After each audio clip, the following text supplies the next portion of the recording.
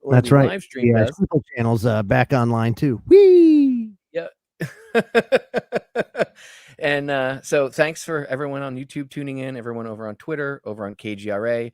And before we get into it, big thank you to super producer Bill. He's really, if he didn't do his magic and stuff behind the scenes, and I always throw him some love because he Yeah, you totally got to throw deserves him it. love. He's the man, the myth, the legend. Dude, all the stuff that we used to have to do to make a show run just for audio. You know what that did Bill to me? does that. That's what I felt like. Totally. He takes it out of it. Baby. Oh, wicked. Yeah. Well, it was rough to do this stuff behind the scenes, just doing audio. And Bill does a lot for audio, video, and he makes a lot of magic happen, especially when I ask him to do things last minute. And he's usually like, Popeye, but he pulls it off somehow. So big thank you. Big thank you. Very heartfelt to super producer Bill. He is the man. He's also the station manager. He does everything. So I don't think there's anything Bill doesn't do. So thanks, Bill. So, Joe, I was hanging out with you on your broadcast. And yes, you were. Yeah, it was interesting to say the least. The world's going to hell in a handbasket, I say. Yes, we are going to hell in a handbasket, and you and I are riding the bicycles. So yes. Right now it's a tandem bicycle. It's cool. Well, I like personally our LTD station wagon. I saw it had to be like 79 or 80 Ford LTD on the road the other day. Oh, and man. It had antique plates on it, and I felt old. I felt wicked. real old. I was like, wait a minute, what? Why does I know, dude? It's terrible. It's terrible. It's terrible. I can't stress enough how absolutely fast I'm aging. Like fast. Like there's no doubt as you get older, days go by faster. Dude, like I swear, like when we first started doing this, I mean, I've known you now over like 10 years. I've known you more, I've known you about a quarter of my life. Freaking 17 years now almost. Yeah, I've known you more than almost like a third of my life I've known you. And we've been doing this stuff. It's crazy. Yeah. Like when we talk about this, like when I say, you'll hear me bring up, like it's weird to be living in what we warned about. It's weird because we warned about it. We knew it was coming. Living in it is a different thing. But the weird part is how people, and we warned about this, but seeing it with your own two eyes, just they acquiesce. I mean, when people say, how did Adolf Hitler get away with the things he did in that certain time period, in the 40s and the 30s, since you have to be careful what you say on YouTube, how come a certain person with a mustache got away with the things he did with his political party? Well, you're living it. You're looking at it. Look at your screen. See? Leslie McKenzie in YouTube says, you've been misprogrammed, sir. Matter of fact, you know what she's saying? Return to the brainwashed. Right. It's time for me to go back to the camp. That's right. Get in your FEMA camp. I mean, get in your Jeez, I thought FEMA camps didn't exist, Joe. I thought that was all fake. Oh yeah, sure. You remember that? Yes. You remember that, Diddy? Remember when it used to be fake? You guys are lying. FEMA camps don't exist. Okay, what's that huge thing down on Chrome Avenue in Miami? It's for migrant detention. Okay, I was in the Coast Guard. I can tell you, I was actually stationed in the Miami area. We did a lot of migrant interdiction. We didn't do enough migrant interdiction to fill up that Chrome Avenue detention center. I can tell you that. You'd need the entire Coast Guard to fill that thing. Yep. Oh, New York City could probably use it right now. Don't even get me started on New York. 15 hotels right now for the peeps that are crossing the border. They get bussed up to them. They ran out of spaces in the homeless shelter, and of course they're doing this. And they're saying, well, this is a problem. This is a problem because we don't have the infrastructure to support this. But we're a sanctuary city. And see, everybody's getting, how you were talking about last hour about out of chaos order. And this is how they they build up that chaos is by creating an argument that shouldn't exist but does, and it was totally and completely fabricated and executed, and this was years and years ago, because they knew what was coming and they knew this was going to happen. When the whole idea of citizenship came around, it's kind of the road to hell's paved by good intentions. So they did this.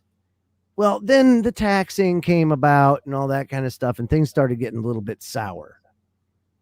So they had to do something to sate the masses. Well, that's when the Social Security thing came around and all that, and you became basically a property of the corporation of the United States of America and to the republic for which it stands. Okay, anyway, so been you got that since 1933. That's right. That's right. So The they did president this. is a CEO of a company, and all he is doing is overseeing the bankruptcy. Yes, That's all he's but, doing. But with that, right? So we became assets to the Yep. federal government. The more assets they get, the more value they have. Therefore, it translates. There's a backlying formula to all this, but the backlying formula was, well, we have this system, enough people pay in, and yada yada yada. Well, now there's too many people coming over, and the unfunded liabilities is up around 200 trillion. Never going to pay for it unless you tax the hell out of everybody, which is the whole idea of the Great Reset, because then you can actually have all that stuff, but nobody owns anything. You see, that's how that works. So they have to get us to that point. Well, this is all critical. That's why they're pushing us off the cliff. That's it. That's all they're doing. If and you can incremental over time. As an allegory for a visual, many of you have seen 300, the movie, right? With the Spartans, famous Last Stand. Yep. There's a scene where they have there are troops that are fighting the Spartans, the Persian troops that are fighting the Spartans. The Persians end up being cornered between the Spartans and a cliff. And the Spartans realize this, and they form a line, and they proceed to march step by step by step, and they push because they have spears and swords. Now, if you resist this push, they stab you. They either hit you with the spear or cut you with the sword, but you die fighting. Otherwise, they continue to push and push. They'll step right over your dead body. They continue to push and push until you're at the cliff, and then they pushed all the guys off the cliff. Well, that's what they're doing to us. They don't want us to have anything. Klaus Schwab and his "you'll own nothing and be happy," while we own everything and rule everything. This isn't going to be some utopia where everybody thinks it's going to be socialist and it's going to be awesome. It'd be like Gene Roddenberry dreamed of in the Star Trek series, where we'll all get together and we'll work together and humankind can travel into the stars. No. They don't want that. That would be awesome. It would be totally cool. Everybody on the planet would actually work that way. Right. That'd be great. Shit. Unfortunately, that's not what they're doing. No, they're not doing that. They're not doing that at all. That's not what they do. Their idea isn't for everybody to have rainbows and flowers and sunshine. Oh, no. It's more like get to work, boy. Yeah. Well, okay. So the Georgia Guidestones, I know they were blown up. That's kind of interesting that it happens around this period of time. Whatever. It could have been someone pissed off at them. But the point is, those Guidestones explain. But come on, dude. Let me stop there for a second. You're telling me that out of the blue, they just get destroyed like that. Meanwhile, they've stood for this effing long. And how many people actually like, oh, what wonderful Guidestones you have there? No, everybody's like, fuck the Guidestones, that kind of thing, and everything else. Dude, that got destroyed. Now they say there's a rumor, a conspiracy, if you will, that it was struck by lightning and it blew up. But I don't know. But wouldn't that be like hand of God? No, F your Guidestones. That'd be bad. I haven't seen I Hey, personally by the way, haven't what's the other seen rule? lightning What's the in the rule of the video. mainstream media? What's the rule of the mainstream media? Let's follow that one. Don't let the Why? facts get in the way of a good story. Oh, first rule was lie. Don't let the facts get in the way of a good story, dude. Come on. Lie your ass off. That's the first rule of the mainstream media. That's for them. They're independent media folk. Come on. It's nice to hear. I'll tell you what, though, it is nice to hear people like calling out the mainstream like more publicly. The problem is that it gets watered down. People that see that's Totally. again what I think Trump was partially useful for, because he's so Well, plus bombastic. he had the media side of himself. Right. So now when you fake news, now if you're like, well, that they're lying. Oh, what are you, a MAGA idiot Republican MAGA card? They And tie it's like, that term. They tie the term to that's right. It becomes identity politics, and it's cult of personality. It's all of that.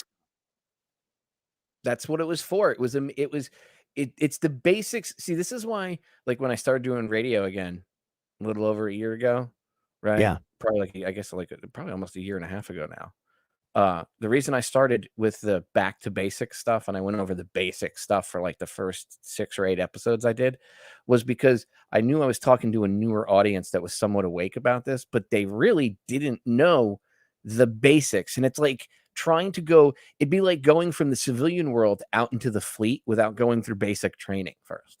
I had to cover certain things because people aren't going to understand. And it's not picking on anybody. It's because, of course, you don't, if it hasn't been brought up, there's a whole newer generation of quote unquote truth speakers. And I'm doing air quotes when I say that, Joe. So, I'm being a sarcastic a-hole when I say it.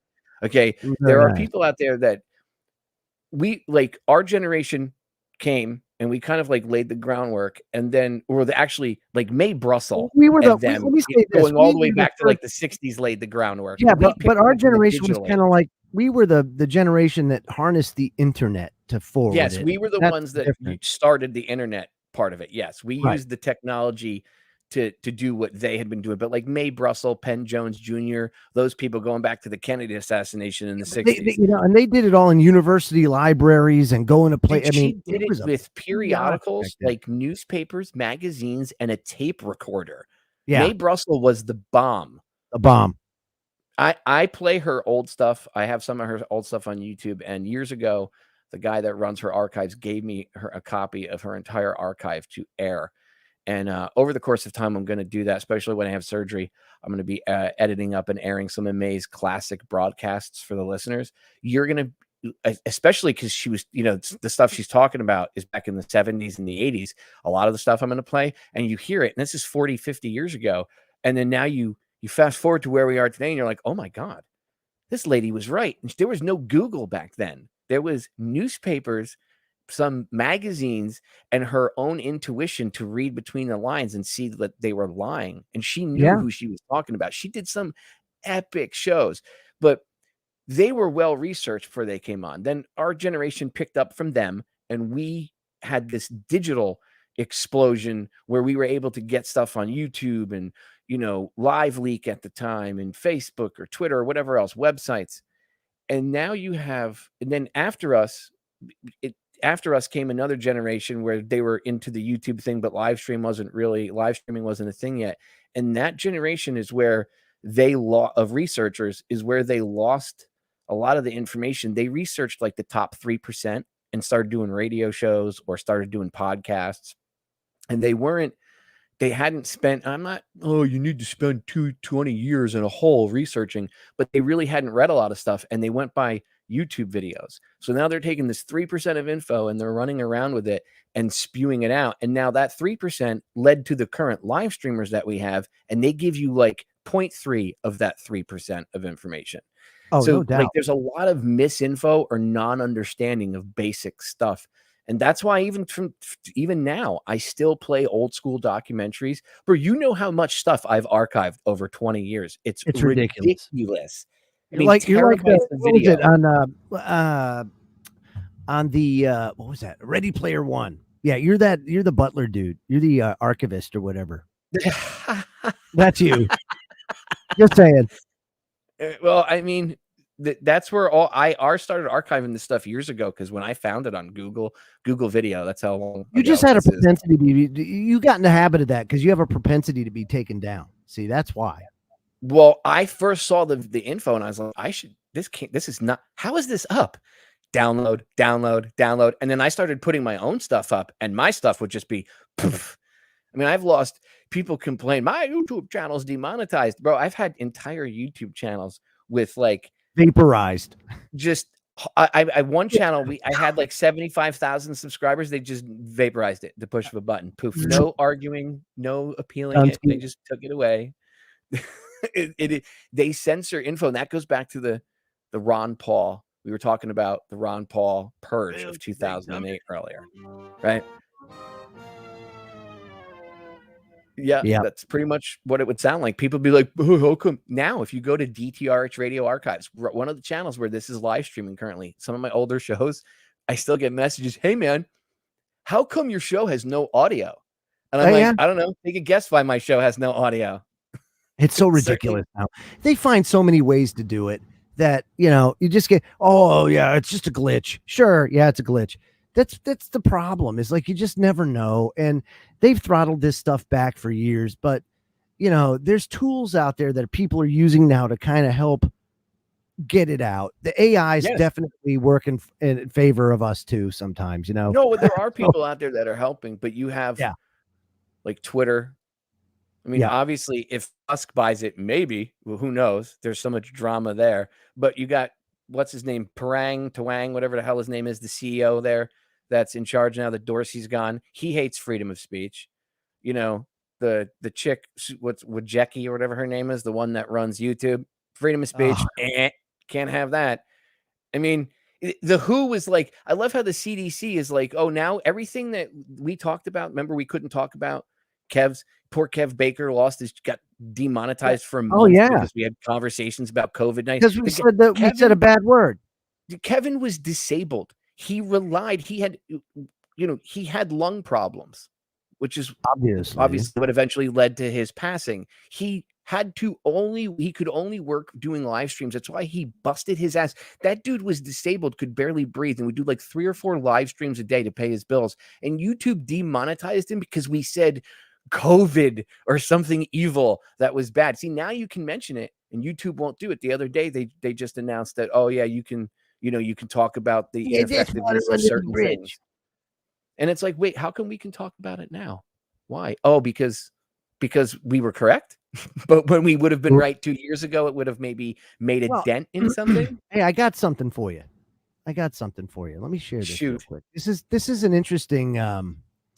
This is an interesting article that I saw, and definitely exactly what you're saying. So what they're saying is U.S. government data confirms a 143,233% increase in cancer cases due to, I won't even say it. I'm so programmed. Oh, so terrible. But anyway, cancer begins when genetic changes interfere with the normal replication and replacement of cells in the body. Now, let me just back that up for a second. So there's this thing called CRISPR-Cas9, right? Because that's what we're going to call, for lack of a better term, that's what we're going to call this, right? Because that's what it really is. See, back in 2018, there was a TED Talk, and I've referenced it in the past, maybe a couple weeks back, talking about gene drives and how that works. And it's centered around mRNA technology, which is, again, CRISPR-Kit, which is genetic scissors. Of course, RNA is the instructions to your DNA to be able to do what it does. So when they say, well, we're not manipulating DNA, that's a really, really, really, that's a stretch. We'll put it that way. A super stretch of the truth. Are they?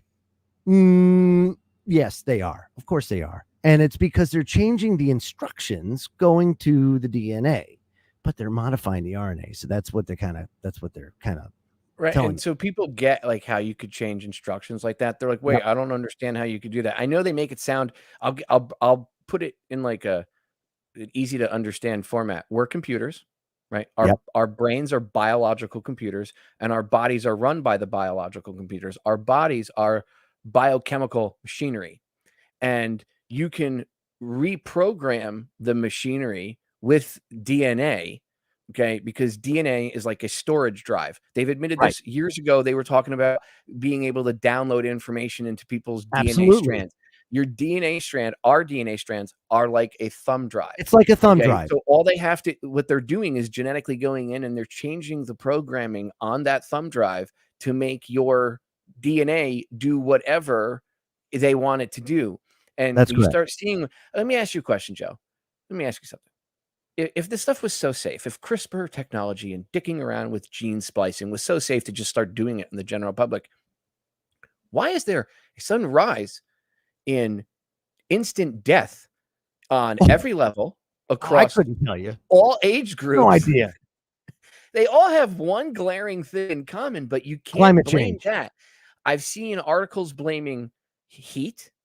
I've seen articles blaming exercise. I love myocarditis can be caused by exercise. What? It's the most ridiculous. Here's the What? problem. Here's the And problem. strokes in 6-year-old children are perfectly normal, Joe. Here's the problem. They can't dumb people They're down to fine. the public school systems because now people are homeschooling in record numbers, right? So that didn't work. And the internet, unfortunately, educated a lot of people that decided to go down the rabbit hole and figure things out. So now they're stuck because they're saying this stuff. And yes, are people trusting to a certain extent? Sure, some are, but a lot know now and they see it. It's glaring, it's terrible. So yeah, this is a problem. And Right, and I they're would racist say, for that. That's but I why. would That's why say they're this. all racist. Okay, right. Yeah, that's exactly Right. right. Because think about this. Back in the 60s, Dr. Mary's monkey. You had the SV40 virus that I'm came talking from. about that, Joe. Stop it. But I'm Stop it. just saying. Polio's coming back. Go get your shot. Oh, can I You've have a seen single that, tweet? right? That's the new thing. They're like, polio's coming back. Go get your vaccine. And I'm like, SV40 virus. Google it. Remember, we were Yeah, talking because to I'm Kevin right around McCarran, and I was menopause like, have time you now, guys dude. ever This heard isn't of good. Mary's Monkey? And he was like, what's Mary's Monkey? And I was like, oh, people need to read that book. Ed Haslam wrote a very, very informative book called Dr. Mary's Monkey. And there's another book by Judith Barry Baker that goes along with it called Me and Lee. You need to read, if you read Me and Lee, and then it explains Lee Oswald is who Lee is. And Judith Baker was Lee Oswald. He was her handler. They also ended up being lovers. But she explains about her time when she was in New Orleans working at Tulane University with Dr. Mary Sherman on, she was told a cure for cancer. And then it ended up, they were actually weaponizing cancer. I And then, know.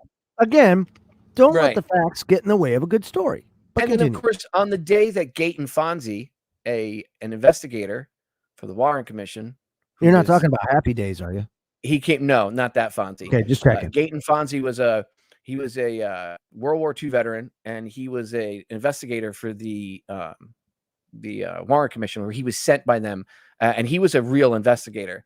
And some of the people that he went to go interview in New Orleans ended up, let's see, Mary Sherman died, and they found her, but of course it was they said it was a robbery and a sexual assault. They found her with her one arm burned completely off, like a Gary Webb death, stabbed multiple times, although she was stabbed post-mortem, so that's interesting.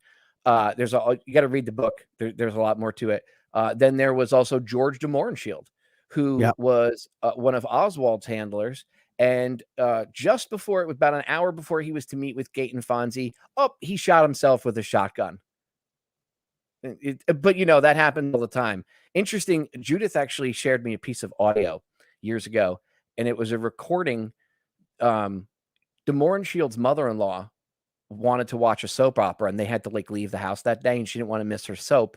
Right. So she took an old tape recorder and she hit record and had it recording the audio. It was an old cassette recorder and had it recording the audio of the show. And in it, you hear the alarm in the house go off. And then you hear a noise like someone walking in, and you hear the shotgun go off. So it was always interesting. Like, they had an old school alarm on the house, and the old school, you hear the old alarm go off in the background. And yes, they did have alarms on houses back then, ladies and Oh, yeah. gentlemen. They weren't ADT, but it was, remember the foil tape? We Sure. had one at my house growing up, it was built in the 50s, and it was such a piece of crap. The wind would blow and the window would rattle and it would separate, and it had this huge speaker on the front of the house, and it would Oh, just man. set off this blaring klaxon, and it was Yep. super embarrassing. You had to have, like, the police come out and everything else, just like you do now, except it wasn't ADT all quiet. It was everybody in your neighborhood knew because your It house was was that before there were, like, house. IR sensors and stuff. It was just all window and door switches and It was literally just, like, aluminum tape on the magnetic windows. switches, yeah. Yeah, and if you it would yeah, and it when you close it, the switch would click, it'd create a circuit and everything was fine. You jarred the window a little bit, it would break the circuit and it would trigger the alarm. Yep.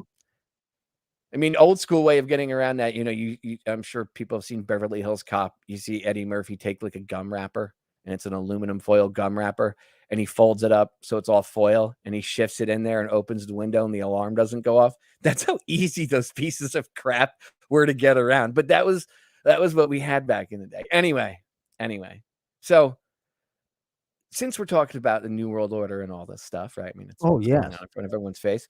I keep bringing up Aaron Russo from the early Oh, yeah, 2000s and his legend. interview from 2007 with Jones, where he warned about, Alex Jones sat down with him and he interviewed him and asked him about his time and like how he became known with the Rockefellers. And I've played this. I actually made a screen capture video where I played part of that. And then I showed articles from mainstream sources about RFID chips. And this was when they were still All right. pushing the vaccine passports. And I said, look, they're going to introduce this as they're going to try to find a way to introduce this. Russo said, look, they want to put everything on it, your banking, your access to buildings, everything. And then if you're a bad citizen, they just turn off your chip. So I've been warning about this for years. I've been playing his interview over and over and over and over and over again. The screen capture video I did, it was titled The Ultimate Goal is to Get Everybody Chipped. YouTube removed it for medical misinformation. And I was like, wait a minute, how is that medical misinformation? I'm using mainstream sources to show you like what they want to do. So I can't play that video again, but what I can show you right now, and I will, is this. And this is from the Daily Mail. This is from the other day. And I remember I said in that video, and I've been saying that they're going to normalize it. See, when it was the COVID passport, it was get your COVID passport, your vaccine passport. And then, oh, by the way, we can add your banking info to it. We can add your medical information to it. We can add everything to it. You won't need to carry your wallet. Even your just think about ID that. will be attached to it. Oh, isn't that convenient. interesting? So now this is from the Daily Mail, and you can see it's August 27th of 2022. So it's just, this is today's date. Okay. And now, and I think this was written on the 19th. So this is only 8 days old. I have this up because it was like last week I found this. It's only 8 days old. So I'm showing the 2 dates. I'm showing the 2 dates to show that today's date, is today. And then this was published not 9 days ago. Okay. So I don't want to hear, oh, it's an old article. It has nothing to do. No. Look, Tesla owner unlocks his car with tiny contactless chip he had implanted in his hand. Saying it comes in handy since his phone's Bluetooth doesn't always unlock his phone or unlock his car with his phone. So then it goes on. But wait. It comes in handy. Yeah. Yeah, I know. Did you see the quotes? Oh, I did. It actually did quotes. It did for your rim shot. It's so stupid. So I know the writing is. I don't get me even started on copy editing in articles anymore. I'm not like a total grammar tard, but I kind of am. And when I read a sentence and I can't even read the sentence because it makes no sense, like I have to add words that aren't there. Anyway, so it talks about how he had the chip put in, and here's the guy with his stupid face smiling. Look at that. That's great. Tell me he doesn't look kind of nefarious right here, doesn't this? I don't know. Would you let your daughter date? More like, not any 4 of my girls would be allowed to date this guy. Just saying. Well, no, I mean, I'm just saying that he appears to be a little nerdy. That's all. Just first. Right. So look.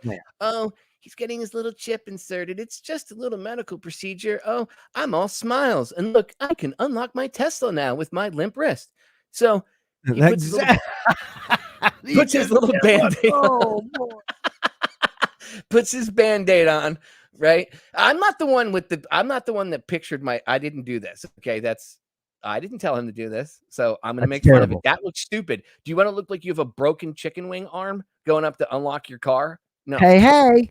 And I've broken my wrist and my hand, so I can make fun of people with broken hands and wrists. I don't want to hear. Oh, he's got such nice hands. Why would he do that? Being ableist. I'm disabled. I'm not ableist. I just can't get over it. He had such nice hands. He's gonna have a scar now. I know.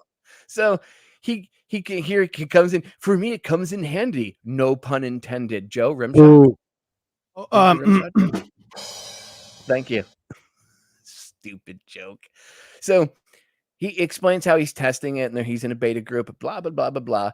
But then it gets into, remember, I told you they're going to try to normalize this. So it gets into the normalizing part. It explains how he had the chip implanted and why he did it to his front door.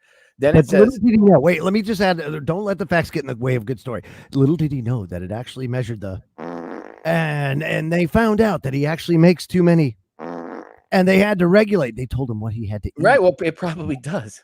You're releasing too much methane into the planet. That's right. Joe. How dare you? So then the government came in and said, "I'm sorry, my friend, you are doing too much, and as a result, we have to make sure that your diet and change it for the better. So now you have to eat alfalfa sprouts for the next 14 days. How dare you flush your toilet? It's a Saturday. You're not supposed to flush. Do that. You're only supposed to flush on Sundays, Tuesdays, and Thursdays. That's right. I now have to send the green police to your house, Joe. I'll make sure that's terrible. I send them over to you. But I mean, that's where it goes. That's where it goes. Just so everybody knows. Exact. You are correct. Yes, that's where this is going. And a lot of people are going to say you're going to the extreme. Okay. What I'm reading you right now would have been considered, I was told this was extreme and that I was going to the extreme when I mentioned this years ago. So no, we're there. We're not 1984 going to the extreme. Was extreme, but look at it now. The extreme already. So this is the second chip that this guy's had implanted. Of course. The first is a key to his home. And also stores his contact card, medical information, and other such items. That chip can be scanned by any cell phone that then reveals the information and glows an eerie green beneath his skin when it's scanned. And then they show it right here. You see him like scanning his hand and he's like, oh, yeah. And then this is him quoting the guy that got chipped. The whole idea was that I would have my house key in my left hand and my car key in my right hand. And then what's really cool is when it's approved, they can wirelessly activate the new chip I just got to do credit card transactions. What did I tell everybody for the past 10 years? You're kook, Popeye. They're never going to do that. Then when this got brought up in the beginning of COVID, what was the argument, Joe? It was the straw man. What was the straw man argument? They're going to inject nanoparticles into you, which, don't get me wrong, that's a whole separate thing. And I agree that's what they want to do. Probably already has. Right. But they used that.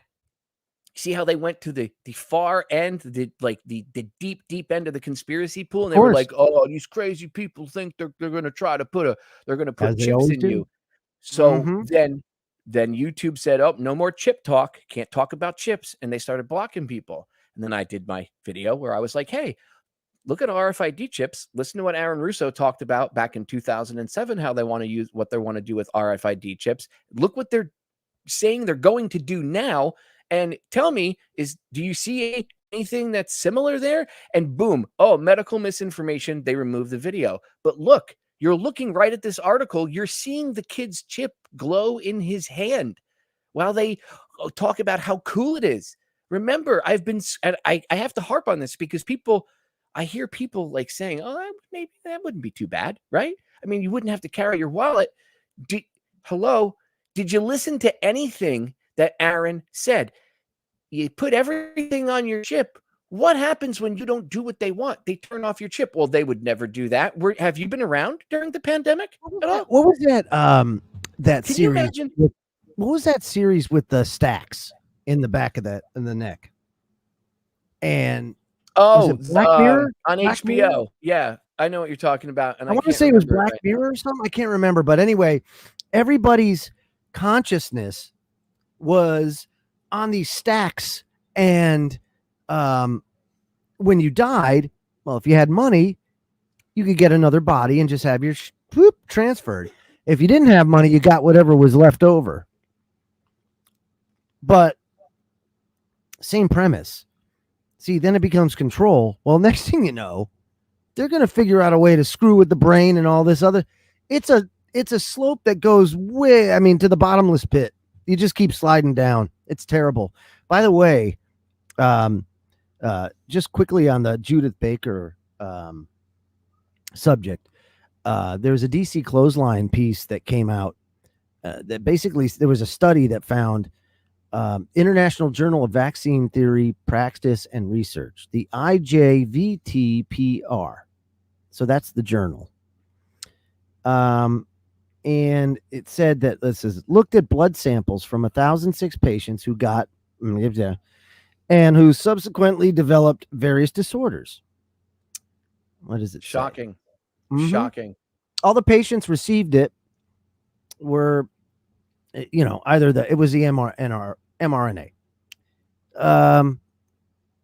So they said that of the 1,000, that the shots contained an array of foreign components described as metallic objects. One of them is believed to be graphene, a conductive metal used in radio frequency electronics. Interesting.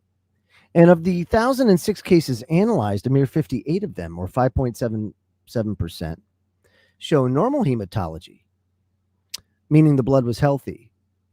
But the other 94.23 came back tainted, loaded with foreign objects of unclear origin. So that's interesting. And it's metallic. Now, it also said 948 cases showed tubular or fibrous formations, and frequently also crystalline and lamellar formations with extremely complex but consistently similar morphologies all across the patients with abnormal blood types. So metallic compounds, graphene oxide,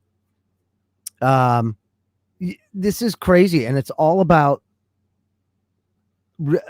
being RF capable. Let's just put it that way. Our bodies are already antenna. Right. So if you look at a DNA, so they're increasing that signal. And you're a radio guy, Joe, so you can appreciate this. It's two antennas. It's a circular antenna, and it's a pole antenna, like a whip antenna. That's right.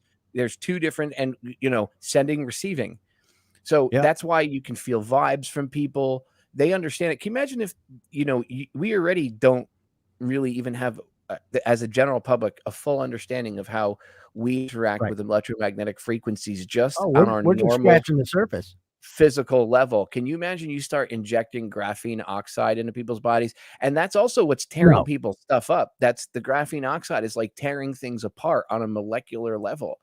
People don't get this, and then suddenly it's not a coincidence that everybody that's gotten a certain thing from a sharp thing from a certain place. Yeah, from a certain place and made by certain companies during a certain time period within the past few years. Certainly. And I think everyone knows what we're talking about by this point. It's not surprising that everybody that is suddenly dropping dead, the one thing that they have in common is that they all had this sharp thing happen to them. Very terrible, very terrible. And it's funny because they don't want to talk about it. You're not the cause of death could be labeled as anything but related to that. No doubt. No doubt. It was Thanos snapped his fingers. That must be the answer. No doubt. Thanos got the Infinity Gauntlet. Well, let's take it a step farther than that. Let's take it a step farther than that. I'm sure a lot of people have heard of binary bioweapons, right? And they come in all shapes and sizes. Well, now you've got that has been a weapon for quite some time, probably 70, 80 years. They've known basically since World War I. They've had the concept of a binary bioweapon. The polio SV40 thing is considered that because the SV40 virus got kicked into gear when menopause came along, or menopause, or whatever. So that idea is not foreign to anybody that's doing this whole developing the lovey-dovey stuff. So now you take this latest incarnation, and it's got some traits of frequency type things that could be a trigger. Now, what those triggers are, we don't know, but we see a lot of people dropping dead. Could it be triggered by a frequency or whatever that is? I have a feeling that that has something to do with it. That's just basically just looking at what's happening and drawing a logical conclusion. That's it. So now we take the technology factor into this, and we see what's going on there. You also have the whole Neuralink thing happening. That's kind of freaky. Well, see, now you bring up Neuralink. That brings it right back to this article, because it talks about they pump this up using Musk's Neuralink. They talk about how somebody had, ALS. Oh, in July, a 48-year-old patient in New York who was unable to move and speak due to ALS got a permanent brain implant that can let, by the way, here's the copy editing. A permanent brain implant that can let him to communicate telepathically. I'm going to read that sentence to you again. You tell me where the word that doesn't effing belong is in there. I don't even want to hear it. That is great. Dude, this is on. I'm going to sidetrack for a second. You people in the mainstream media suck. The machine needs to learn more. That's all. No, you know what it is, dude? They don't. There a lot of this is their computers are writing the articles, and we talked about this 7-8 years ago, and now it's machines writing articles. And I mean, did a human read any of this before they put it together, or did the human have a basic education? I mean, trust the machine. I went to trade school. I didn't go to college. Okay? Trust the machine. I'm self-taught. I'm an autodidact with almost everything I know, and I got my high school education. And I got to tell you what, even having a public high school education and a friggin' brain issue, that sentence irritates me. That sentence irritates the crap out of me. Now you know me, right? I've been Mr. Fix-It guy for a very long time. So I love the machines. Why? Because if anybody is going to lose their job, I'm going to be one of the last ones, because I fixed them robots. You got to fix the machines. Dr. Joe now. So Dr. Joe. Oh, I like you, Dr. Joe. All right. Yeah, until they build a robot, Dr. Joe. That's all right. Until Skynet becomes fully self-aware, then they don't need us anymore. I got time. Until then, I'll be the little henchman in the white lab coat. All I'm going to say is, for people to wonder why I'm against robots the way things are, it would be you'd have to explain. You'd have to get into like, not only science fiction stories as like a cautionary tale, but you'd have to watch which was it, Terminator 4, which is the one with Christian Bale, 3, 4. Oh man, right? I don't know. Which is the one everybody hated it. It's whatever Terminator, whatever. I think it was 4, where they showed you the modern time right now, where they showed you whenever date it was, like 97 or whatever in the movies, when the machines took over. They don't show you just the blast. Like in every movie, they always showed you the nuke explosion. Oh yeah, you gotta have that. Come on. Oh, it's John in the chat, in a YouTube chat, said Salvation. Yes, that's the one. Thank you, John. Thank you, John Creco, over in the chat. Long-time listener. Johnny's a good guy. He's been around forever, since like the Orion days. Yes, he is correct. Terminator Salvation. So whatever, 4, 3, whatever the hell number it was, the one with Christian Bale in it. A lot of people didn't like it. I didn't like it. I wanted more Terminator and Linda Hamilton. No, you need to watch that one. First of all, when you watch a film and the general public doesn't get it, there's a message there. So you should go watch it again. Second of all, that film shows you what the robots did. They took over and put humans into what, Joe? Concentration camps. Yeah, camps. Yeah. FEMA camps run by executioner robots. Just saying. Well, so it's funny you say that, right? There's a cautionary tale. But there that is, right? So then there was also, remember, they have to put out this stuff before it happens. They're somehow on on the wackadoodle alien spiritual paranormal side of things, right? The tramp's pocket of existence, like akin to Johnny King and his assless chaps going walking around the campfire and doing his thing. Warlock, they have this rule that they go by, and one of the rules is they got to put out what's going to happen before it does, but there's no rule against how they can kind of gloss it over or hide it or whatever. Right, So that's what 2012, entertainment's the for. movie, They 2012, tell the you what movie they're going to comes do out, to right? you. Now, 2012, the movie was based on the Chan Thomas classified, declassified, classified, called the Book of Adam and Eve that the CIA classified. And it was somebody looking into the future using the remote viewing and seeing what it looked like. And 2012 was based on that account, that movie. So that's what they see, and they know that it's probably going to go down like that.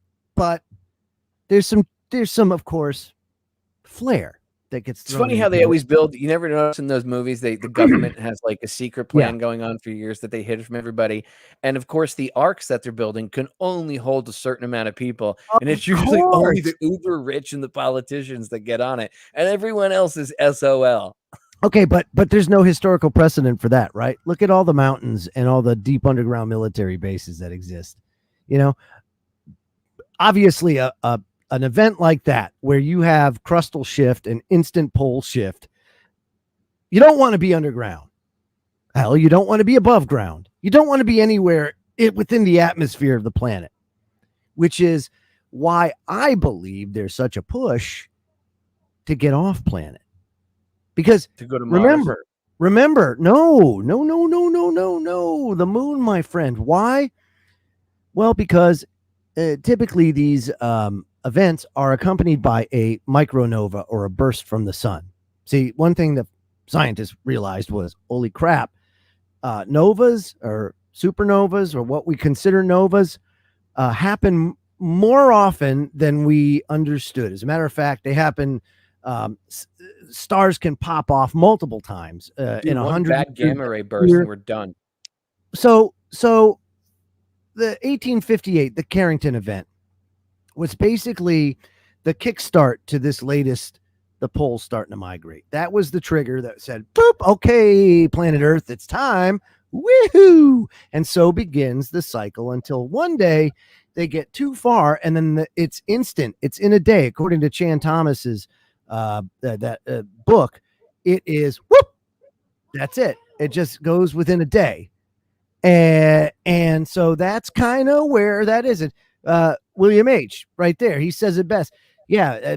Ben Davidson. Ben Davidson has really done a lot of great stuff in researching this and kind of going back and figuring out, holy moly, this is crazy. So here we are. We have this event that's coming. They've kind of put it out there that kind of stuff is going to happen. So one thing they learned was, oh crap, it happens very fast. So feasibly, all you have to do is hitch a ride to the side of the moon that always faces the Earth and wait it out a couple days and come back. Within a month, things are starting to settle. New continents are starting to kind of come into play. Everything is just, you just have a handful of people and you start over again. You think that's what happened to the buildings on the moon the first time? I do.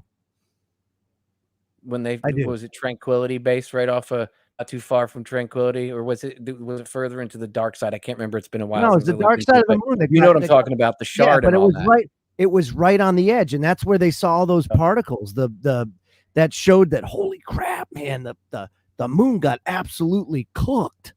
How did that happen?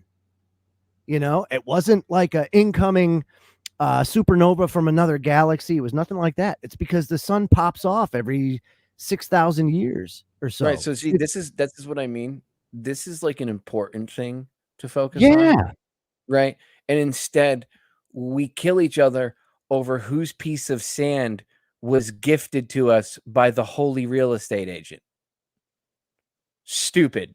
Right. So the idea is, so let me do this real quick. Let me just show you this, because this is fascinating stuff. And this is another thing I dove down to, because it's very important that you understand the whole thing. Even the escape plan. It's it's crazy. So let's see. I got that. Okay.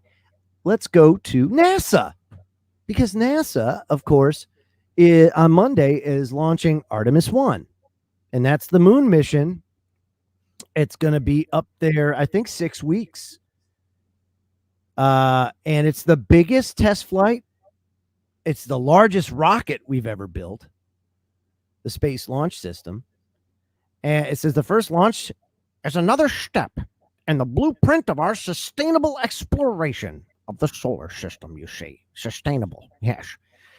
And the reason why is because they're using liquid oxygen, liquid hydrogen. There's no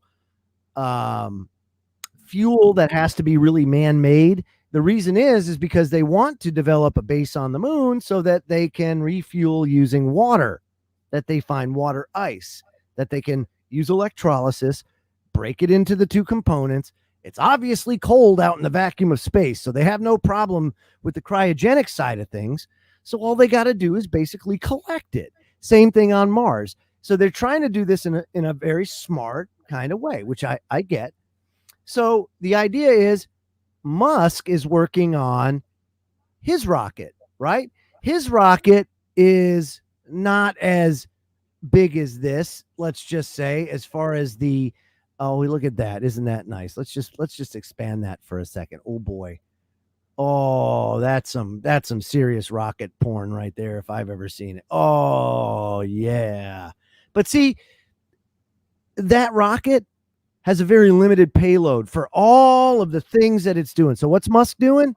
His Starship is going to go up into orbit of Earth to a Starship tanker.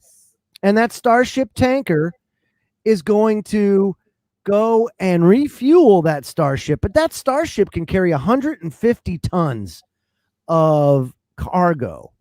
So you fill it full of robots that go over and construct the base before the humans get there. And then you can do that with 150 tons of cargo, and you're just sending Starship after Starship, and all it takes is water to fuel it. Well, hey, that sounds pretty cool. The idea is to put that base in a safe zone so that when that happens, you shoot out and you go back, and that's it. And it's a race to the finish, so they say. And you can tell that things are getting bad. On my show in the next couple of weeks, I'm going to have Skip Hailstone from Life Below Zero on Discovery. Because if anybody knows subsistence living and how the global changes, the earth changes that are happening are affecting his ability to provide for his family, something that's been done for generations, like the migration patterns of caribou or the moose population, or even more important, the salmon population has been absolutely decimated up there. So, I mean, it's crazy. And it's all, a lot of it's climate change. So these people here who depend on that to live, they're putting fish wheels in the water and they're doing it, but there's only but so many people up there, and it used to be okay. Now it's not. So you have very restricted, if you're even allowed to fish at all on a lot of these rivers. It's very tough, very tough. So he's going to get into that a little bit. And what climate change help. The climate is changing. It's totally. Not from cow farts or your SUV. No. It's, those lines in the sky that you see. They've convinced everybody again that don't exist. It's amazing. Everyone's so busy arguing about their pronouns and whether pronouns are a thing and whether there's really 100 genders or not. It's funny. It's almost like they've got them distracted. They've gotten society so distracted with nonsensical bullshit that they're not looking up. And if they looked up, they would see what's going on.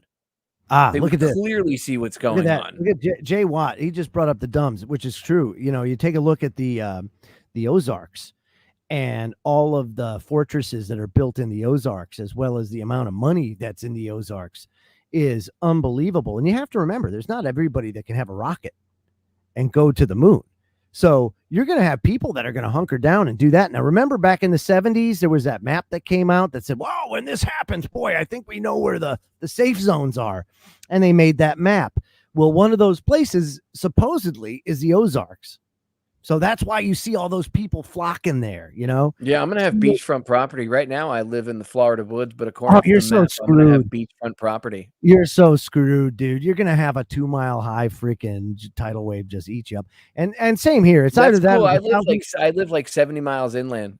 or the 1,000-mile-an-hour winds will get us. One way or the other, dude. We're I'm not kaput. whatever, bro. Bring it. I'll be like in that movie. What was it? Sudden Impact or Deep Impact? No, Sudden Dude, let's Impact. no, was no, no. with We're wearing squirrel Clint Eastwood. suits. Deep Impact We're was the one flying with the squirrel asteroid. suits. What do you think? You know where they're standing? Where the one, what's her name? Tia Leone. Her and her Yeah, father are like hugging each other on the That's beach as me. the tidal wave comes in. Oh yeah, I'll be giving up the. Bring I'll it. be like, woo! Yeah, same here, dude. Cannonball. You know, in 2012 when what's his name? Woody Harrelson. He's the. Oh he's no, the, that's he's me. the That's conspiracy definitely me. radio host. That'll be me going out. That's how I'm gonna do sit. it. I'm gonna be right there on that volcano, baby. I'm not. I don't have any grand my heat delusions shield. that I'm like gonna With race. my heat- I'm gonna be a limo driver who races out races the No. end of the world in a limo, and then just happens to get aboard an old what are they? The Tupolev, those big airplanes.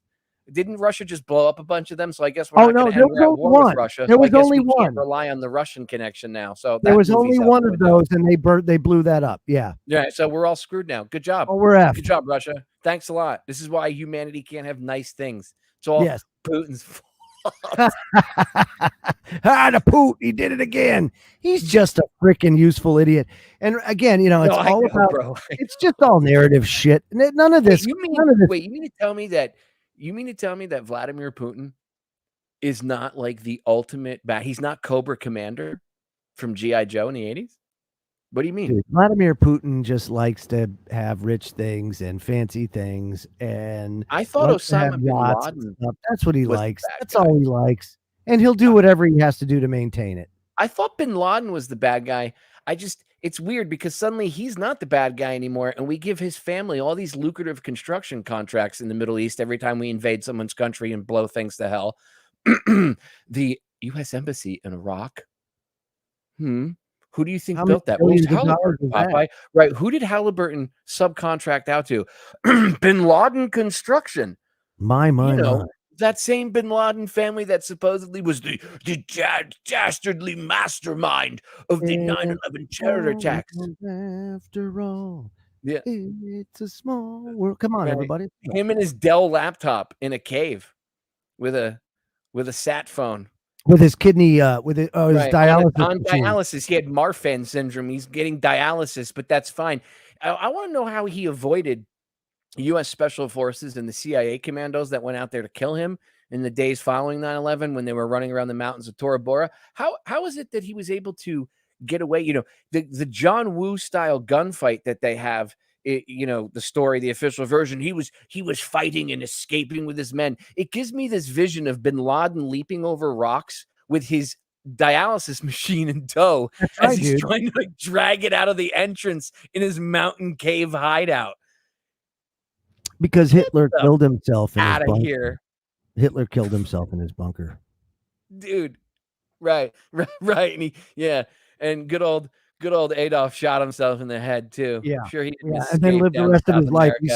And then somehow, some way, he just lived the rest of his life in South America. Right. The History Channel went over to Russia and tested the bone that they have over there, the jawbone that was supposedly his. Oh, and it was a female. Oh. And so I guess that wasn't that guy with the mustache. There was a great I think it was Chasing Hitler or something like that. Yep. On Netflix. Oh man, was that freaking fabulous. Not the Nazi rat lines. Oh, I'm not supposed to say that name, but I just got every channel shut down. The rat lines, they were run through the Catholic Church. The Catholic Church helped them escape into South America. Gave them their papers, yeah. Yeah. Why was Mengele down in South America? There's a village down in South America, even though that everyone's Spanish down there and they have darker skin and they have like brown hair and brown eyes. Amazingly, the kids in this village, Joe, even to this day, there are kids born with blonde hair and blue eyes. There's still majority German villages over there to this day. Yeah. Weird. It's almost like there was some sort of genetic experimentation going on. Well, it didn't even go to that far. They all escaped to South America. Most of them did. When all the Nazis fled, though, did I say that again? Damn it! Yeah, when I they know. all fled, I know. When they all fled, they had their rat lines, but a lot of them assumed different identities because what the Catholic Church would do was give them baptismal papers. And then they would take that and they would go get a passport because they would have a different identity. And then they would go and they would just travel legally to their place of destination.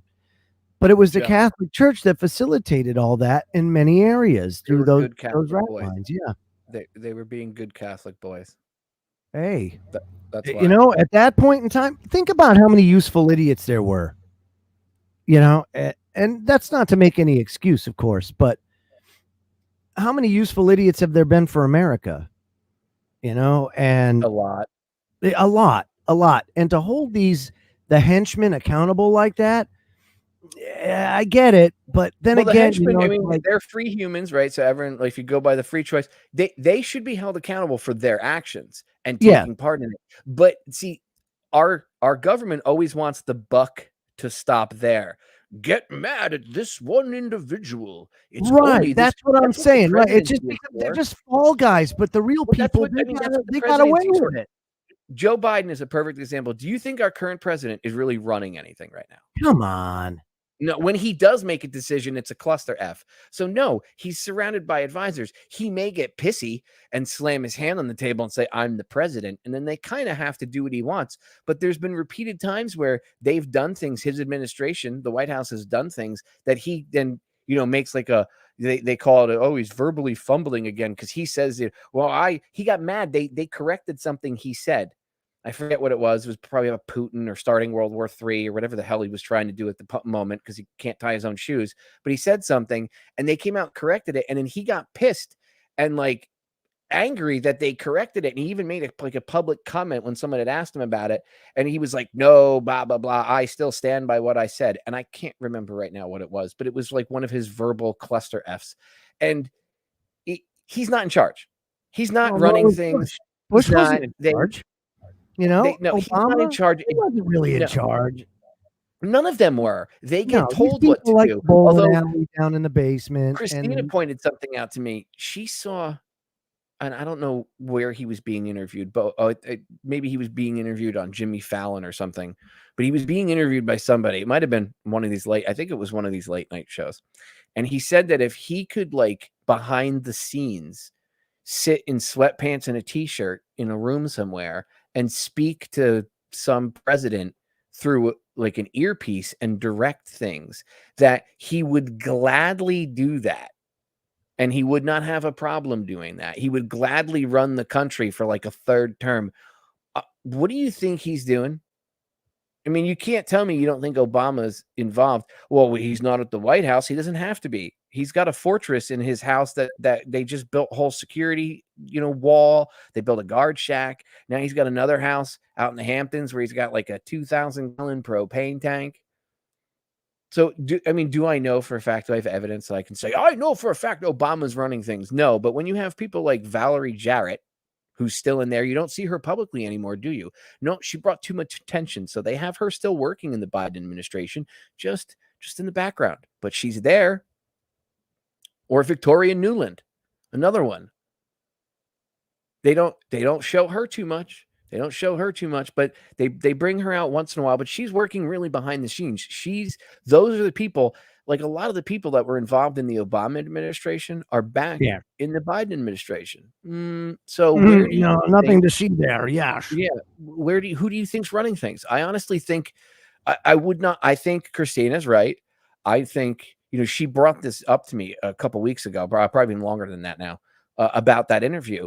And it makes a lot of sense, because he's not running things. So it's well, okay, who in his cabinet is running things? And it's maybe Barack is sitting somewhere in a room with headphones on a laptop, and he's got an Ethernet connection or whatever, and he's piped into, Joe's ear. And when Joe's out trying to do stuff or trying to get stuff done, or even he doesn't have to be there all the time. He just has to be there at the right time. Because Biden's not running. Puppet too, though, man. I mean, come on, it's like a puppet running the puppet. Right. Well, I mean, right, but that puppet, Obama, although he's not good at giving speeches, he was he was a well-learned individual, and he was a smart man in that he read certain books and he subscribes to certain theories, and I mean, he I like when it was brought up to him while he was campaigning in 2008 about his membership in the Council on Foreign Relations. Right. And he was like, "Oh, I think I've spoken there before." No, no, you're a member of the Council on Foreign Relations, liar. Don't don't lie. We know what you are. Okay. And the Council on Foreign Relations, ladies and gentlemen, a lot like Aaron Russo had discussed this again, going back to that video, that interview I've played. He talked about how not everybody in the Council on Foreign Relations is evil. They actually think what they're doing is the right thing. Remember, you don't Oh need yeah. everybody on board. You need a crew that is on board with your vision, but they all don't have to know every little last thing. It's compartmentalization, like Leslie Groves did during the Manhattan Project when they were building the atomic bomb. Each man only knows what they need to know You to know, do their that goes job back and nothing more. That is that, it. that goes back. Wow, that goes back kind of far. Can I got to share this because well, this is right up your alley too. But I actually have a um a slide from my history of the New World Order, right? And on that slide is Albert Pike, of course, one of the founding fathers of secret societies in a way. Not so much a founding father, but certainly very influential. He was one of the founders of the Ku Klux Klan, Joe. Well, I guess, yeah, he's a founding father. So, January 22nd, 1870, in a letter to Italian revolutionary leader Giuseppe Mazzini, Albert Pike, sovereign grand commander, he says, oh, yeah, of the southern jurisdiction of the Scottish Rite of Freemasonry. I love that. Announces the establishment of a secret society within a secret society. You see, we must create a super rite, which will remain unknown, to which we will call those Masons of the high degree of whom we shall select. About our brothers in Masonry, these men must be pledges to the strictest secrecy. Though this supreme right, or through this supreme right, we will govern all Freemasonry, which will become the one international center, the more powerful because its direction will be unknown.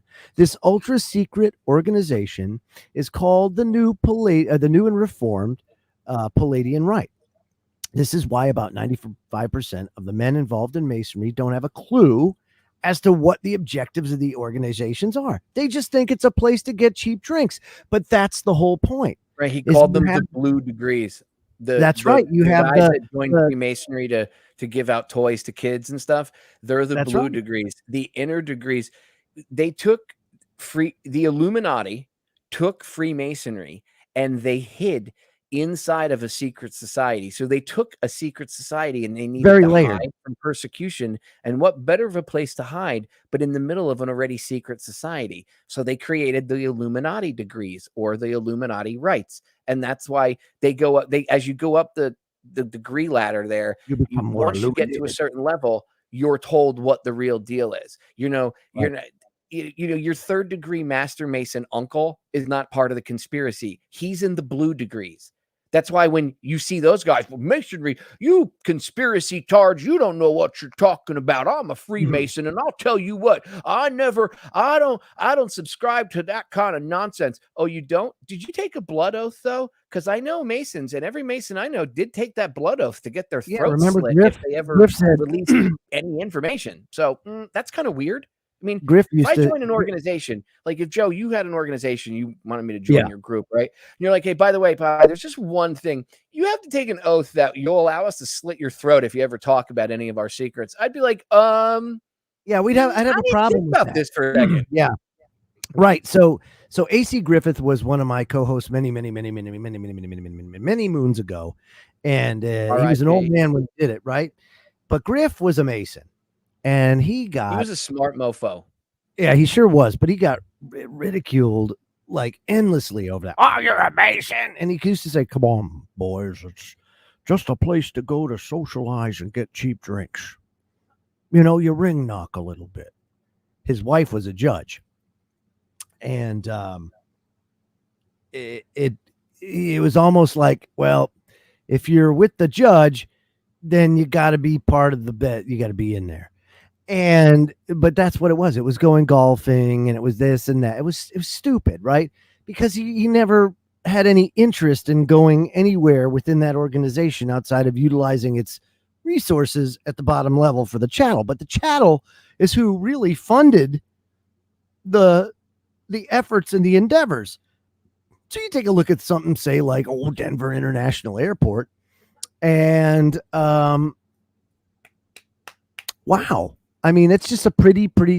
People say, well, what that plaque doesn't mean anything. The fact that it was built by the Masons and this and that and everything else. Oh yeah, yeah. Believe what your eyes see and what you hear. You know that it's a messed up place, and there's definitely layers to that. But it's all done by a very select few people. Like, for example, the mainstream media. It's really controlled by about 5 people. I mean, there's thousands upon thousands of people that work for them, but they're just only henchmen and henchwomen. Certain people in certain positions of power to control things, and that's it. And they understand that. And when people are like, "But our government is so inept," no, they're not. No, they're not. See, that's the con. people within the government are pretend to be stupid because they understand that if you pretend to be stupid, people will expect less of you. So people are like, oh, the government is so dumb. I can't believe they can't get this right or they can't get that right. No, they're not dumb. Yes, there are dumb people and dumb decisions made for sure. Totally. Right. But they're not dumb. They know what they're doing. They want you to think that they're so inept that they can't tie their own shoes. Now, in the case of Joe Biden, he actually is inept, but the people behind him are not. And no, they're not. Is what the deal is. Okay. Yeah, the Susan Rices and all them. These people are not as stupid as you think they are. They're not. And I know everyone loves to say, well, government's so useless. Government literally means, if you translate the word, okay, government is a tool, right? But if you actually translate the word government, it breaks down into Latin into 2 words, a verb and a noun. Govern, which means to control, like governance, govern, and ment. Ment comes from mentis, which means mind. So to control the mind is literally what the word government translates to. I'm not making this up. This is why they want to change the meanings of words. And if you go and you actually study the root causes or the roots of words and the root words and meanings of where these things came from, you'll understand this stuff. But this is not something you're going to learn from watching a 2-minute video on YouTube or even listening to this broadcast wherever you're listening to it. You have to do the research. You have to, or you're not going to stand a chance. When I say you have to, it doesn't mean because I'm telling you to do it. If you want to have an understanding of what's going on right now, you have to. There is no more, well, maybe you could take 5 minutes. No, you need to educate yourself now, or you don't stand a chance as to understand or even stand up to anything that's going on around you. You don't. And I'm not picking on you. By the way, to bring up Pike, interesting crap. I don't know did they actually tear down his statue? I know when they were tearing down statues, we brought up, and I said to you one day on a live stream we were doing, I said, wouldn't it be funny if they tore a statue down? And somebody brought up Pike's history. Somebody brought it up, but it quickly I don't think they ever tore the statue down, did they? No. So why is there a statue to a Satanist? And the guy was he bathed in blood. He did like sexual rituals in the woods and would bathe in blood and stuff. I mean, this is all, when you research who Pike was, you'll find out. Okay. They named Pike's Peak after him in Colorado, but why is there a statue to the guy who helped found the Ku Klux Klan? Okay. And he was a Confederate Civil War general. Why is there a statue to him outside the Department of Justice in Washington, D.C.? That's kind of weird. That's a great question. Why is there a statue venerating such a piece of crap? I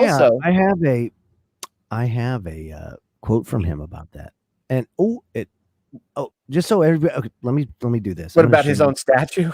Yeah, well, I got a picture of his statue just because I like to stare at it and just. I know you've got it on your desktop on your computer. That's it, exactly right. Now you're getting it. Joe named his computer Albert Pike. That's right, Pike Vision. That's why it doesn't work right. That's Pike Vision. Yeah, see, there's his little statue. It's right outside the National Archives in Washington D.C. If you ever want to go look at it, that's him. Hey, how you doing, Yeah, that's buddy? the statue. Woo! So on July 14th, 1889, Albert Pike issues instructions to the 23 Supreme Councils of the world. He reveals who is the true object of Masonic worship. He says, "To you, sovereign grand instructor generals, we say this, that you may repeat it to the brethren of the 32nd, 31st, and 30th degrees. The Masonic religion should be by all of us initiates of the high degrees, maintained in the purity of the Luciferian doctrine." Boop, there it is. Right. So now Okay. that same Mic guy drop. in that same letter to Giuseppe Manzini, Oh, yeah. he wrote a treatise about, and this has been argued. I know many of good researchers have looked into this over the years, and I've debated over this subject whether or not it was real. I've done plenty of shows about it. I wrote an article about it a long, long time ago on Federal Jack that went uber viral, and it was called Albert Pike and the Three World Wars. And it explains this idea, and people could say it's fake or whatever, but his letters to Manzini were real, and No, supposedly they were this real, letter to dude. Manzini was also real, and this treatise that he wrote, and he basically described how they were going to bring about the three world wars: World War I, World War II, and World War III. And when you read this treatise on it, you see that the way that they described they were going to do it, the way that they described World War I, and how that what their goal was to be achieved from that. Sounds a lot like World Wesley War Clark. I happened the way they wanted it, but they didn't get the League of Nations, which they wanted. So then World War II happened, and what did we get out of World War II? The United Nations, right? And then World War III was going to be brought about by pitting, and it even says this, they were going to pit the Jews and the Arabs against each other and have them wipe each other out. Well, stay tuned. And gee, that's kind of funny. What have we seen in the Middle East going on for, I don't know, 30 years at least? Well, You know, there's always close to World War III, right? Always, I mean, oh since yeah, World but War II, actually, we've been close to World War III just in that situation. there is of course, the Iran nuclear treaty, the one that Trump pulled out of. So there's talk now of entering into it again. And of course, Israel's like, no, catastrophic, boo, boo, boo, yuck, yuck, yuck. And they basically just came out today and said, if they go about signing that, our operations are not going to stop. If anything, they're going to intensify. So, I mean, if that's the case, then yeah, I would imagine that tensions would even increase in the Middle East even more than they are. Well, think about this for a second. What's more plausible if you look at all the chaos, that all this chaos that's going on just so happens to coincidentally continue to push the agenda that we've warned about along? Or the other way to look at it is it's happening on purpose, which that's the conspiracy angle. A good history professor told me years ago that there's two ways to look at the world. There's two different angles to look at the events in the world happen. There's either coincidence theory or conspiracy theory. And if you're educated, conspiracy theory actually makes more sense and follows Occam's razor more than coincidence does. Because, I mean, come on. I'm not a big fan of Quinky Dinks. No, I mean, I know sometimes a coincidence can happen here or there, but not the way, like on 9/11, is it, how do three different separate levels of security around Washington not stop a quote unquote plane from hitting the Pentagon, even though there's never been any video footage released of it, except for some shitty still frame that look, the plane passed, you don't see anything but like a puff of smoke. And they go, well, the plane was traveling so fast, you missed it in between the frames of the video footage. What? They got really lucky too that they were able to get away with it to that extent.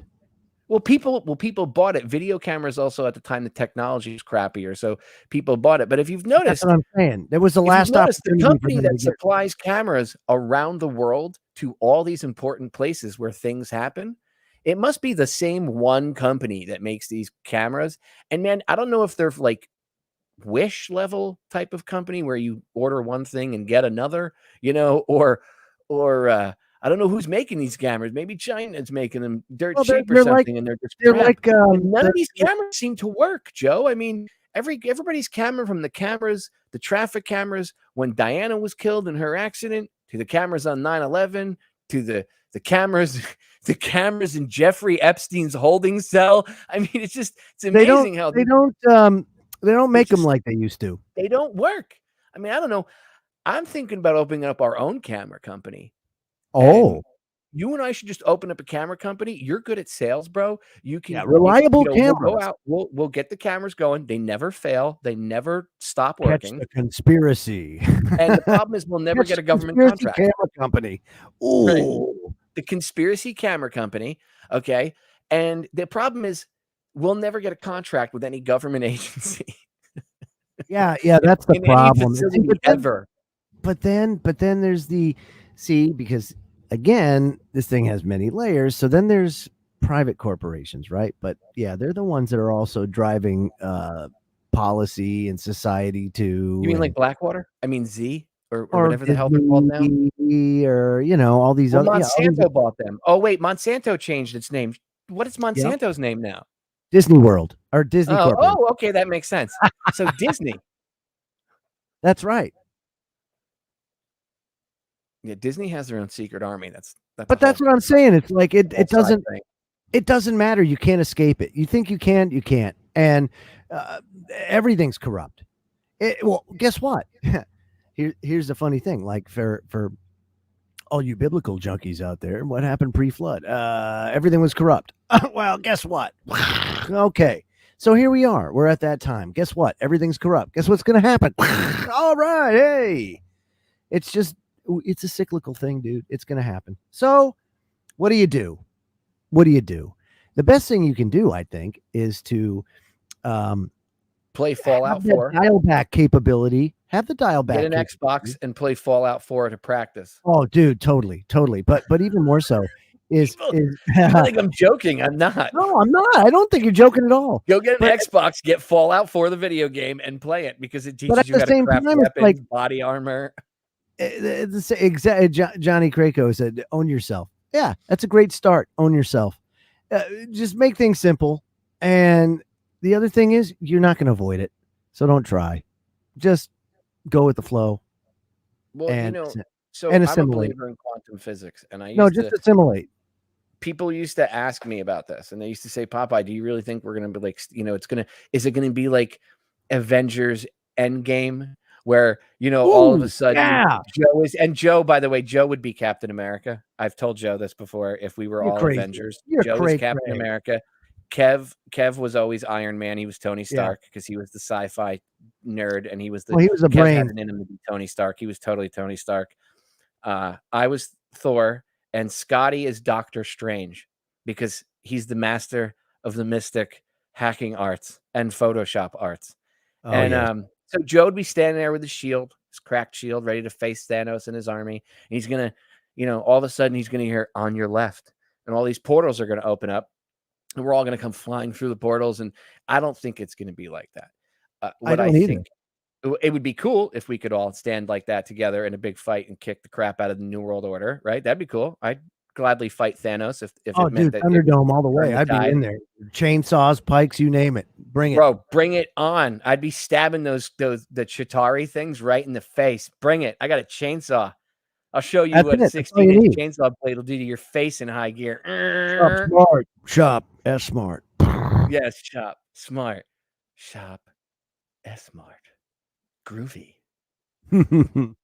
Oh, baby, that's just pillow talk. Bruce Campbell, great actor. Oh, dude, my hero. Great writer. I would want him to square off with the New World Order too. That we'd have to have him with us. Yes. No, you need him. You need him with his Ash arm from Evil Dead, with his chainsaw arm, so he could fight right alongside of us. But I don't honestly think that's how it's going to go. How it works is, I'm a believer of quantum physics and studying quantum physics. I understand that at one of the most basic principles of quantum physics, the double slit experiment. Yeah. And what did that teach everybody that did that experiment when they started doing this? It taught them 2 slits are better than 1. Right. Well, that's true. Maybe if you work in certain industries, but if the double slit experiment showed that the particle would only appear, well, not only, the particle appeared where they observed it to appear. That's right. Meaning their act of mere observation on the event Made it happen. Yeah, changed things.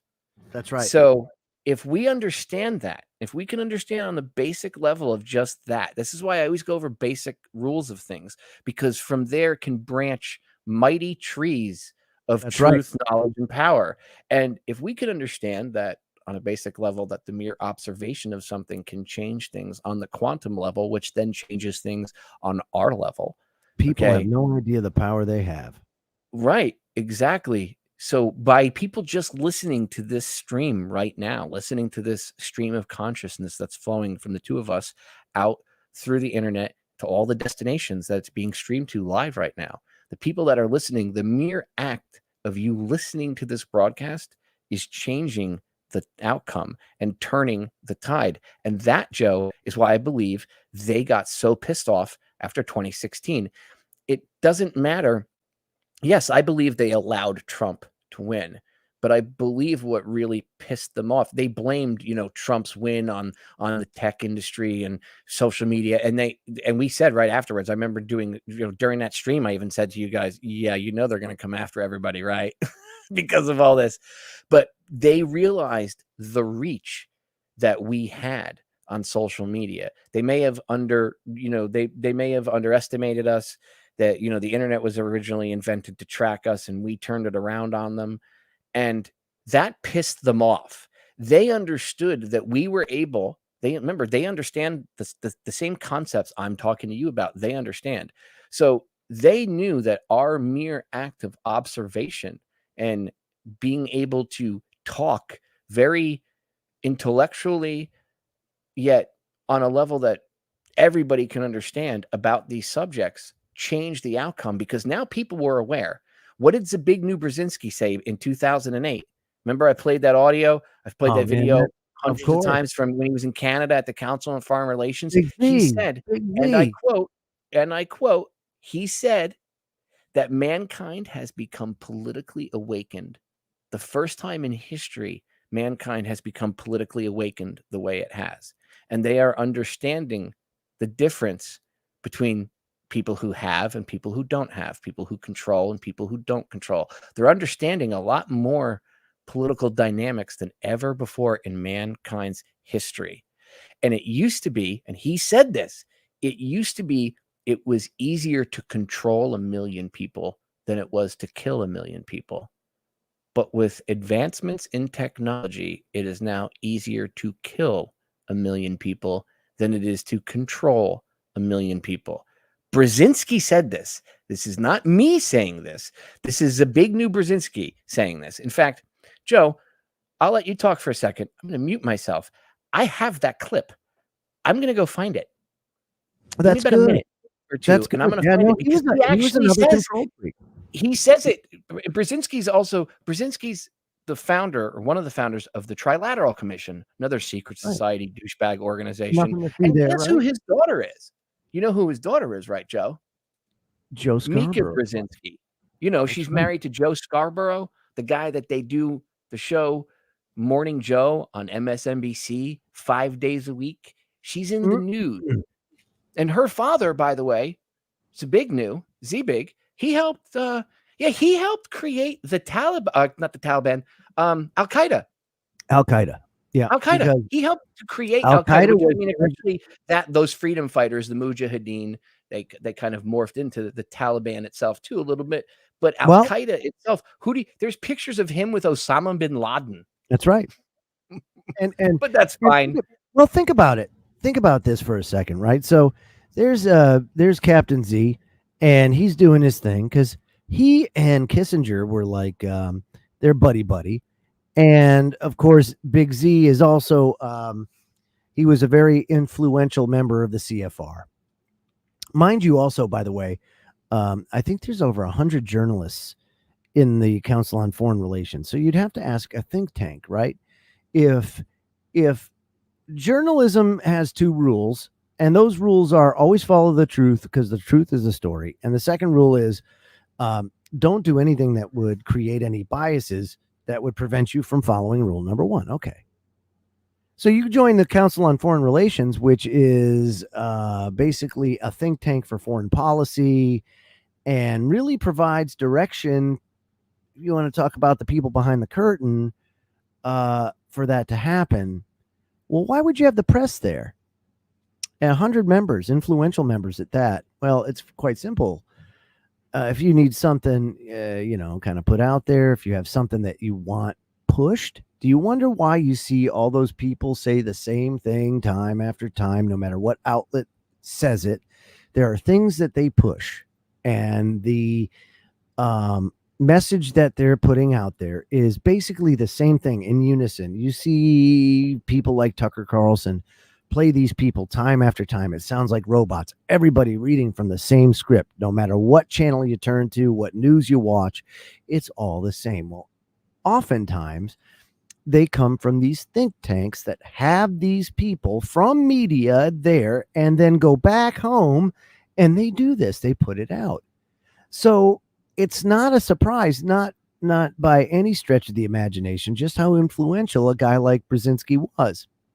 And of course, he participated in Bilderberg, you name it, he was part of it. Him and David Rockefeller, very, very, very big into the backdoor meetings and the conversations. And so it's exactly what happened.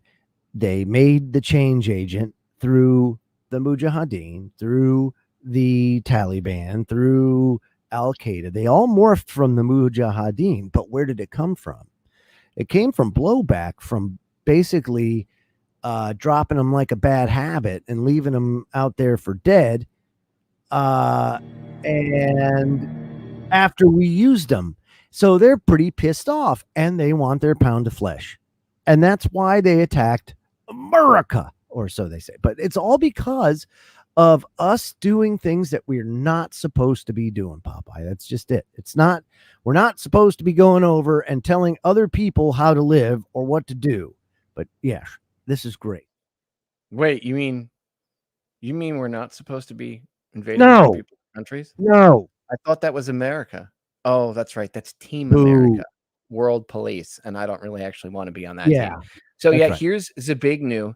This is him talking about how it's easier to kill 1 million people, and this is an old this video. This from an interview he was that was being conducted with him years ago. This is probably like 10 years old at least. But listen to this.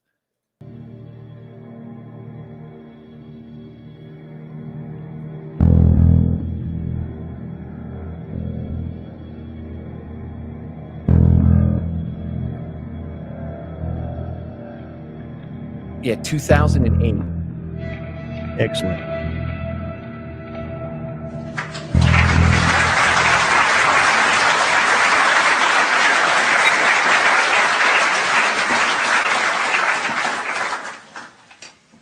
Ladies and gentlemen, Robin, thank you very much for your, as always, elegant and eloquent introduction. I've heard it many times when he was running the Center for Strategic and International Studies in Washington. And if anything, his eloquence and elegance has increased ever since he's been rehabilitated in this society here. I'm also delighted to speak under the sponsorship of the Whitehead Lecture Series. John Whitehead, whom I've been privileged to know for many years, I will not talk about at length, but suffice it to say that he was, in my judgment, the best Deputy Secretary of State the United States has ever had. He should have been Secretary of State. And then finally, and the third comment, which may, however, precipitate some rapid departures from this room, but I want to emphasize that I speak for myself only. I speak for no one else. The views that I express are only my views. I want to emphasize that. Well, we meet at a time, of course, when the new president is assuming office in the United States. And he's doing so in the midst of a crisis of confidence in America's capacity to exercise effective leadership in world affairs. That's a stark thought, but it is a fact. Though American leadership over the last number of decades has been essential to global stability and to global development, after the United States replaced Great Britain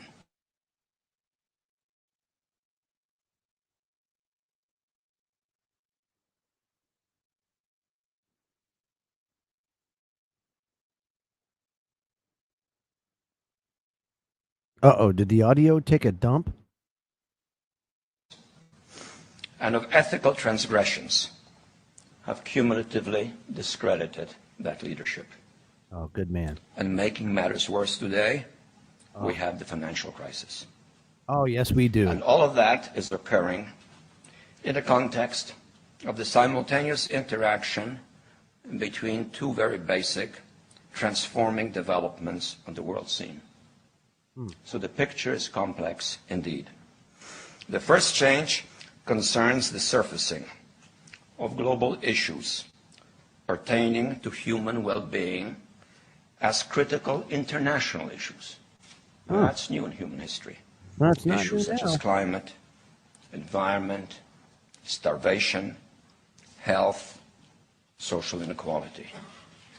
All of these are compounding the complexity of the global context. And these issues, furthermore, are made more acute by the coincidental phenomenon of what I have called in my writings the global political awakening. This is a truly transformative event on the global scene.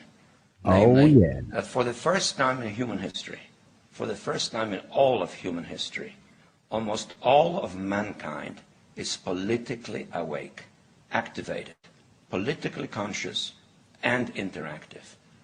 There are only a few pockets of humanity here or there in the remotest corners of the world which are not politically alert and interactive with the political turmoil and stirrings and aspirations around the world.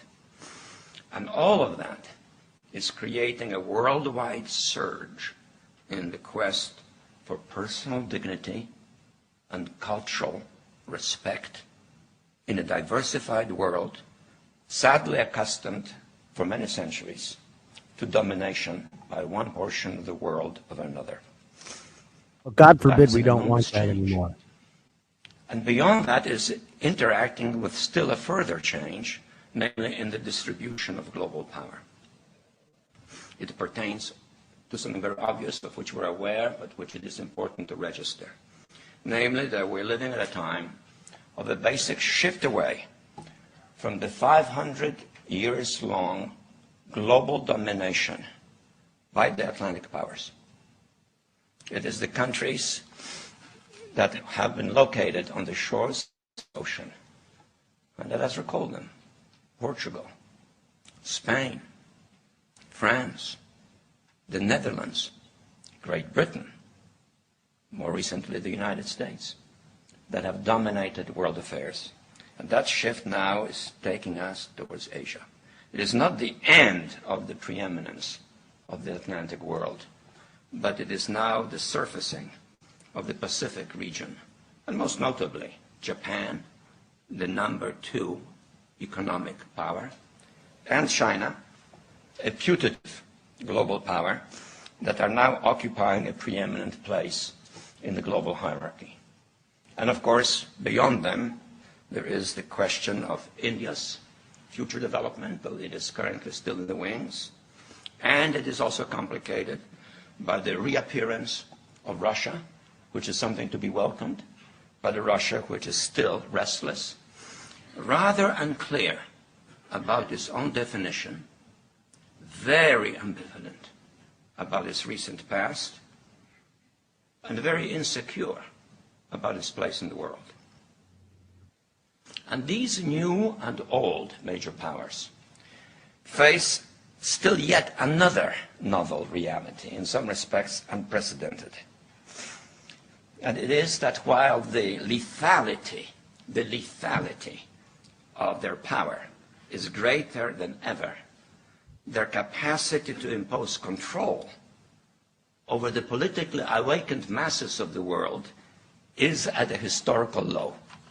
I once put it rather pungently, and I was flattered that the British Foreign Secretary repeated this, as follows. Namely, in earlier times, it was easier to control 1 million people, literally. It was easier to control 1 million people than physically to kill 1 million people. Today, it is infinitely easier to kill 1 million people than to control 1 million people. It is easier to kill than to control. And of course, that bears directly on the use of force, particularly by societies that are culturally alien over other societies. You heard him. Yep, right from the horse's mouth. Clearly heard him say it's easier to, and that was in 2008. He's talking about China. Well, but he's also talking about, and look at how much of that has come to pass. Look at how it's spot on, dude. I mean, because that's 14 years ago. And again, when we bring this up and play this in the past, people didn't know who Brzezinski was.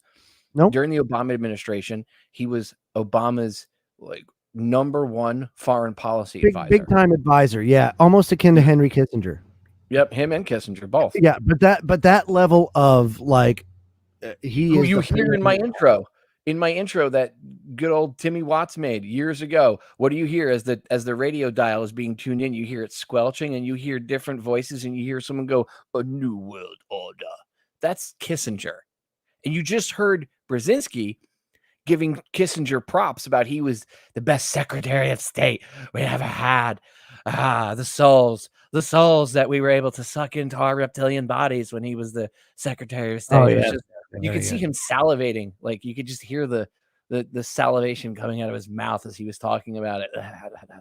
I mean, these are the same, of course, just like you said, these are the same people that do their rituals and all that. The Franklin cover-up was a big expose into that, and Bohemian Grove, and these are all those people that do that, and the assless chaps and the goat heads and the do. Yeah, and it they doesn't go matter if you or I believe in it. They believe in this crap. But that's the point.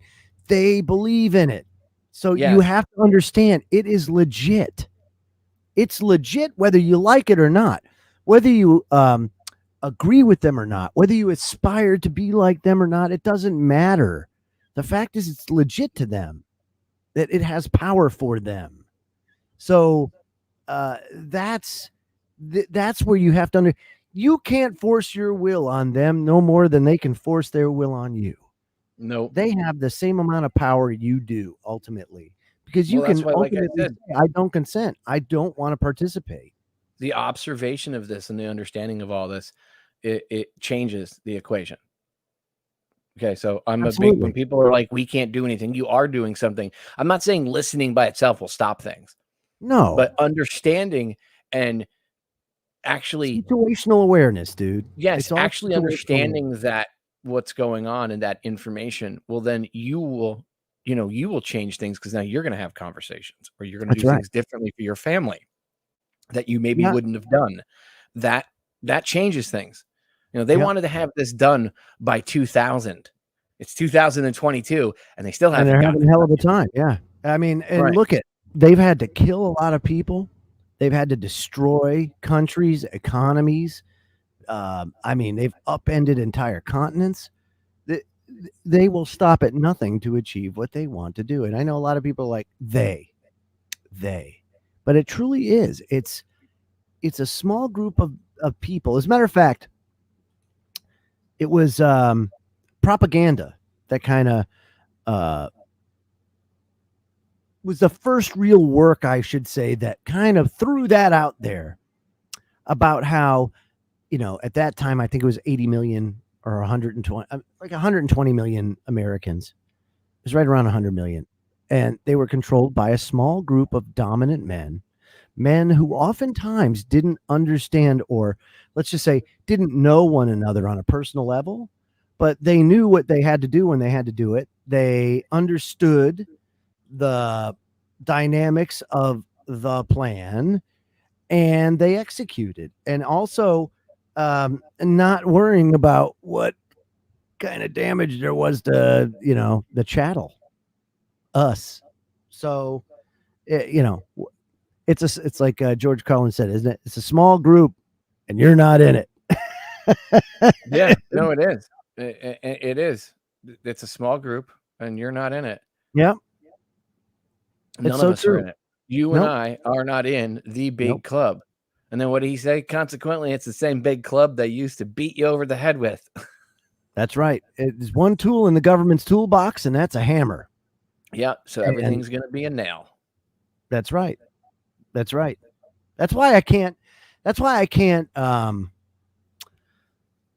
I can't really feel okay that we're finally at this point where it's taken this long, and you think you're there. It's like Chicken Little, the sky is falling, and it doesn't happen, and it doesn't happen, and it doesn't happen. But when I saw that inflation start to kick off, I was like, "Oh, brother, here it comes!" Because once that you starts, remember, it won't stop. do you remember when Ron Paul was running for president again, going back to 2008 and before? People Yeah. were like, "We're going to have hyperinflation," and everyone's like, "Shut up, you stupid conspiracy theorist retard! You don't know what you're talking Terrible. about." I'd have copies of America Freedom to Fascism whipped back at me. We used to give DVDs out on street corners. Oh, yeah. We've given out thousands. I mean, like 50 to 60,000 copies of about 20 different movies over the course of time. And I used to walk around with DVDs in a backpack, and like I just give out. I go up to people and be like, "Hey, my friends are documentary filmmakers. Would you like to see a copy of their film?" "Yeah, sure. Here, take a free DVD copy. Let me know what you think of the movie." And I would just didn't matter what movie I was passing out. I wouldn't be like, "Oh, the New World Order." I would just be like, "My friends are documentary filmmakers," and and then people you approach people. I used to give out DVDs. Well, that like, was the day everywhere I before. went That was to. back in the day before copyright really bit you in the ass. Oh, dude, we had so many things. A lot of the movies, the documentaries weren't copyright protected. Yeah, And try and hand I that. had a DVD Try and burner hand that with a stuff hard out today, drive. dude. Oh man, you'll have I 50 used to lost. pop out 5. I could burn 5 copies of a movie on this one. Yeah, you had I that, still have the burner. DVD burning tower. Yeah, You've seen my I tower. remember. What I'm Oh yeah, talking oh about. yeah. It would just pump out movies. I'd get like 2,000 movies burnt within a few days, and then we'd go out on the street and give them out. And people, DVDs hurt when they come whipping back out a car window at you. Someone flicks that thing like it's a frisbee. They do hurt when they hit you. But we used to get bottles of water thrown at us, called idiots. And I would really love to just go find those people that whipped Aaron Russo's Freedom to Fascism, How you back feeling at me now? out of the window. I'd like to Mhm. go find them right now and ask them how they feel about hyperinflation. Or 80,000. Let's hire Right. 80,000 stormtroopers to go and Look, collect it's taxes. fine. You gotta I remember really this, wanna too. I gotta This- get a hold. We gotta get a hold of Joe Bannister. Oh yeah, I'll reach out to him. Hey, but We gotta seriously, get a hold of Joe Bannister. For those of you who are not sure, Joe Bannister is actually one of the guys you see in America Freedom to Fascism. You see him being interviewed by Aaron. He was a former IRS agent. He actually used to train the guys that kick in doors. He used to train Yep. the teams, and he realized, like, he did his own research into whether there's a law. And like Sherry Peel Jackson, same thing. She was another former IRS agent. She, like, somebody put out a thing in the newspaper, "I'll give you 25 grand if you can show me the law." And she thought, "Oh, I work for the IRS. This is going to be an easy, quick 25 grand." And years later, she still hasn't found that law that says that you have to pay taxes. So people understand there is no income tax law on the books. No, it's an invisible contract. They rook you into it. You agree when you sign your W-2 or your your W-4. 1099, whatever it is you sign. It's W-4. You Yeah, the get a W-4. Your W-4 forms, whatever, the W-2, W-4, whatever. I don't, it's been so long since I actually Oi. filled them out. I forget what they even look like, but I can tell you that Just that pay is your how they man, nail pay you. Caesar what Caesar wants, and then be a good boy. Otherwise, you get your legs broken. Well, that's basically what the IRS is. So the IRS, if you look at it like The Sopranos, okay, Makes it the a whole lot easier IRS to understand. are Paulie Walnuts and Christopher Maltasanti. That's it. Okay, Yeah. and the Oh, rest in you know, peace, Paulie. By the the way, He just Federal passed Reserve, away. right? the Federal Reserve is Tony Soprano. It's James Gandolfini, right? And Gandolfini says, hey, these, through the IRS, they say, hey, look, so-and-so hasn't paid their taxes. We got to get our taxes. We haven't gotten our piece. So what would they do in the show? They would show up to the restaurant owner and they'd be like, hey, you didn't pay your protection money this week. It'd be real bad if my cousin Jimmy here, he's a firebug. Believe it or not, Jimmy just got out of jail. He did 10 years upstate for burning things down to the ground. He was crazy, firebug, crazy. It'd be a real shame if I couldn't keep my cousin Jim out of your neighborhood. He might come by and accidentally burn your restaurant to the ground. But if you pay my protection money, I'll make sure that doesn't happen. It's That's the right. same thing. The IRS comes and shakes you down. Except they're worse, because at least the Sopranos, at least you could give Paulie Walnuts or Christopher Moltisanti some money and they'd leave you the hell They alone. did the barter system too. So if you didn't have money, I mean, you would give them like a few chickens or whatever the heck it was. They'd take whatever you had. But I mean, come on, the government. It's not like you can barter with the IRS. Hey, I'll give you a 1972 Willie Mays card for that. No, Dude, not how it the works. IRS is horrible. Now the next step with the IRS, by the way, the reason why they're doing this is because crypto, because yep, all you of the Bitcoiners people out that there, tried to get around things are gonna get caught. And this is the part. you friggin' tax cheats, you. Oh yeah, this is what this is all about, folks. It's to go Tax back cheats. and they're gonna Killed punish me. people for being naughty. You wait. Yeah, you tax cheats. By the way, they're coming after the gig economy. Because if you That's think they're exactly going, right. we're going after the millionaires and the billionaires. Yeah, that's why you're making Cash App and Venmo report any transactions over $600. That's why last year, not even a year ago, they were talking about how they wanted the ability to go into your bank account and they wanted to look into everybody's account and be able to monitor, and they wanted it reported to them via the banks. Not the IRS isn't going to actively monitor. It's your bank that does it for them. They wanted the banks to monitor people's accounts and notify them of any transactions over $600. Yeah. So if you had, and and I don't mean like a single transaction, I mean a total of transactions for the month. That's right. $600. And Jay Watt in in chat room today's society, just like China, right? So just like China, China was the beta test for all this. But who here in today's society, Joe, doesn't spend $600 through their checking account? Everybody does. Right. Everybody does. So exactly. So there's your answer as to whose accounts they wanted to look at. And I know we got about a minute and a half for the end of the show, but the other thing to remember is this: the nominee, and I can never remember her name. She's this Chinese communist lady that the Biden administration was trying to put into a position in the Treasury Department, and she failed. Her nomination failed, but it was like assistant, whatever. But she would have been up there, and she was doing like live streams during the pandemic and on Twitter, and one of them, and I think she was streaming to YouTube, and she was talking about how the idea is, and what would be a great idea would be to federalize through the fake Federal Reserve, make the Federal Reserve in charge of every bank account. So no more private banks. Everything is owned by the Federal Reserve. And long story short, that way, when you owe your taxes, they can just reach in. There's no more arguing with you. They can just reach into your account and take it out whenever they need it. That's convenient. So convenient. It's so convenient for the new world Very order. nice. Anyway, we're out of time. Thank you for hanging out tonight. Appreciate it, brother. Thank you. And it's always fun to hang out with you and enlightening for the listeners. And ladies and gentlemen, I know we talk a lot about dark stuff and scary stuff here, but as I said, the act of observation is going to change the outcome of the equation. Okay, so that's the way it is. You have to believe in quantum physics. And with that, I'm going to leave you with my favorite Martin Luther King Jr. quote: "Darkness cannot drive out darkness. Only light can do that. Hate cannot drive out hate. Only love can do that." I love you all, and I'll see you all again live next week. We are out.